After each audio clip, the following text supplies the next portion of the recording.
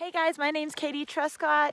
I am chatting to you on behalf of Wines of British Columbia, and today I want to show you how to do the ultimate New Year's Eve party trick by sabraging your BC bubbles. First, the bubbly needs to be cold, especially the top. So it's very important it's cold, and guess what? When you're in the snow, you're in luck because that bottle is probably going to be at the right temperature. If you can always put it in the snow for a few minutes. Get it nice and cold. Sorry, Snipes. Sorry. Second step, you are gonna need a knife. Yeah, remove the top, all of it. Take it all off.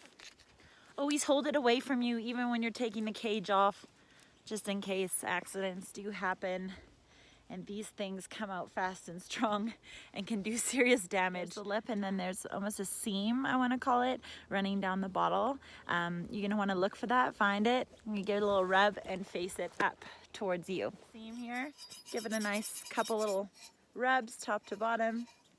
Just, it's nice for the performance if you've got people watching you New Year's Eve to have a little bit of a build-up. And then last but not least, we're going to do it, and let's hope it works. And then don't look back, don't think twice, you're just gonna go for it.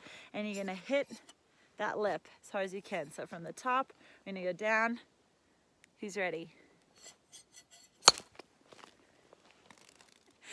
Voila, there we go. Okay, let's do that one more time, just for good measure. Make sure you've all got it. This time we're gonna go a little bit faster.